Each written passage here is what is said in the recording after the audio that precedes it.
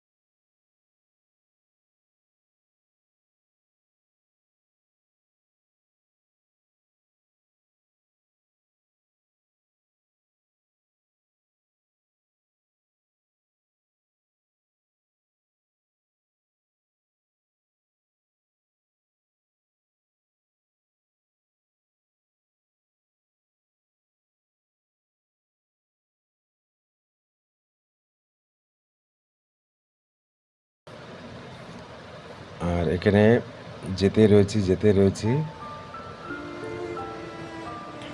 তো দেখো বন্ধুরা, মন্দিরের কাছাকাছি কিন্তু চলে এসেছি।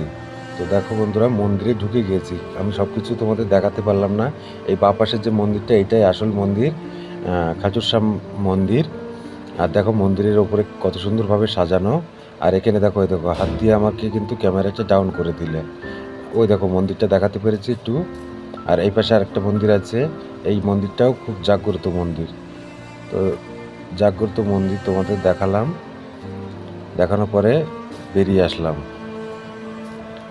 বেরিয়ে রওনা দিলাম। বাইরে আসলাম। বাইরে এসে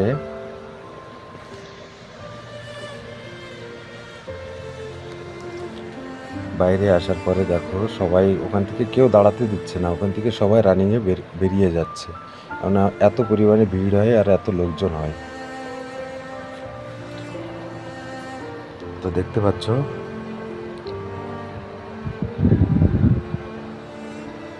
তো এবার আমি ওখান থেকে বেরিয়ে আসলাম। আর দেখো কত দর্শনার্থীরা বসে আছে, কত সবাই করছে, সবাই ছবি তুলছে, কেউ অনেক কিছু করছে। তো ওখান থেকে পুনরায় আমি বেরিয়ে আসলাম। বেরিয়ে আসার পরে দেখো বাইরেটা কতটা ভিড়। বাইরে দেখো কতটা ভিড়।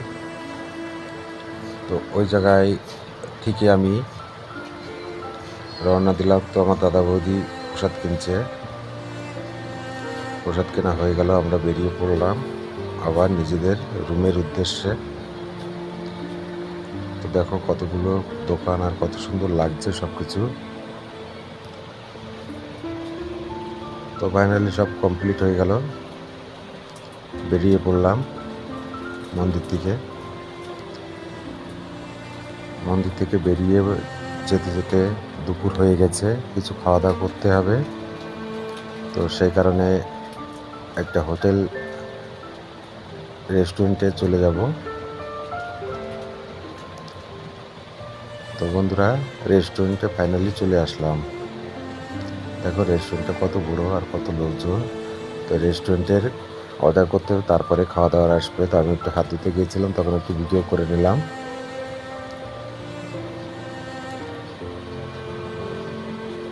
তো কেমন রেস্টুরেন্টটা একটু বলবে। দেখো বসে বসে একটু ভিডিও করছি। তো ফাইনালি আমাদের খাবার চলে এসছে। দেখো পনির আছে, রুটি আছে, আরও অনেক কিছু আছে। তো দুপুরের খাওয়া দাওয়া কমপ্লিট করলাম। তো খাবারগুলো পুরোটাই তুলে ধরতে পারলাম না। তো আবারও আমরা রুমের উদ্দেশ্যে রওনা দিলাম। তো সকল বন্ধুকে বলবো আমার তরফ থেকে অনেক অনেক ভালোবাসা। যদি ভিডিওটি ভালো লাগে লাইক, কমেন্ট ও শেয়ার। চলো সবাই ভালো থেকো, সুস্থ থেকো, টাটা।